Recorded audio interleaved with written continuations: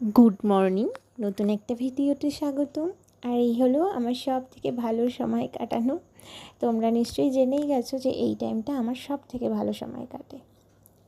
তো এখানে আমি ওদের সবার সাথে বসেছিলাম, আর চারিপাশে এত জঙ্গল আর সবুজ ঘাসে মোড়া, দেখতে ভালোও লাগে ভয়ও লাগে। কেন ভয় লাগে? কারণ বর্ষাকাল, সাপ খোপ থাকতেই পারে। আর এদিকে মশা কামড়েছে, পটাশ করে ওকে মেরেও দিলাম। এদিকে আমি আমার কোকোকে নিয়ে স্কুল থেকে বাড়িও চলে এসেছি।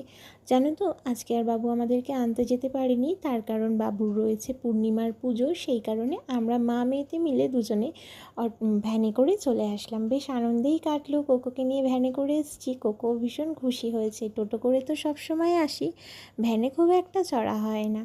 আর এদিকে বাবার সাথে ডেন্টাল ক্লিনিকে গেছি। দাঁতের কিছু সমস্যা ছিল, বাবারও দাঁতের প্রবলেম আর আমারও। জানো তো, দাঁতে ব্যথা হলে ভীষণ কষ্ট হয়। আর বাড়িতে আজকে আর সেভাবে রান্নাও করতে পারিনি, যেহেতু হট করেই বেরিয়ে যাওয়া হয়েছে। তাই করেছিলাম ডাল, ডিম অমলেট আর তিল বাদাম বাটা। তোমাদের কার কার এই বাটা ঠাটা খেতে ভালো লাগে জানিও তো। আমাদের কিন্তু বেশ ভালো লাগে।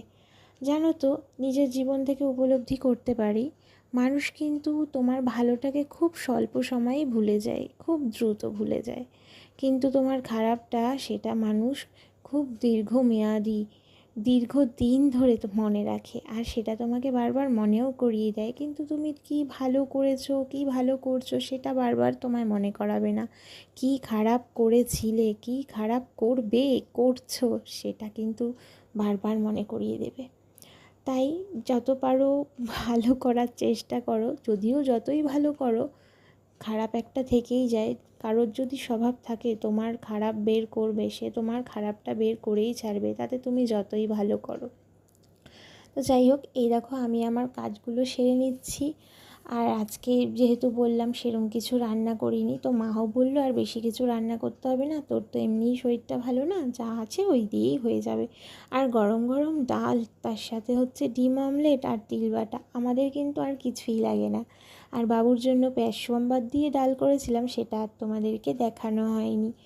জানো তো, কাল সারা রাত কারেন্ট অফের দরুন আমাদের ঘুমোতে খুব কষ্ট হয়েছে। হ্যাঁ, বাড়িতে ইনভার্টার থাকা সত্ত্বেও একটা ফ্যান চালানোই যায়, ইনভার্টারে তো আর সব কিছু চালানো যায় না। সেই কারণে রাতে গরমে ভীষণ কষ্ট পেয়েছি আমি এবং কোকো। সারা রাত ঘুম হয়নি, তাই আজকে খাওয়া দাওয়া করে আর তোমাদের সাথে সেভাবে কিছু শেয়ার করা হয়নি। একদম একটা লম্বা টানা ঘুম দিয়েছিলাম। আর দুদিন ধরে যেহেতু কোকোর শরীর খারাপ, ওকে দুধ জাতীয় কোনো জিনিসই দিতে পারছি না। ডাক্তার বলেছিল ক্রিম জাতীয় জিনিস দিতে না, তাই জলমুড়ি করে দিলাম, ও সেটাও খায়নি। আর এদিকে সন্ধ্যাবেলা বাবুদের জন্য একটু পেঁয়াজি আর আমি খেয়ে নিলাম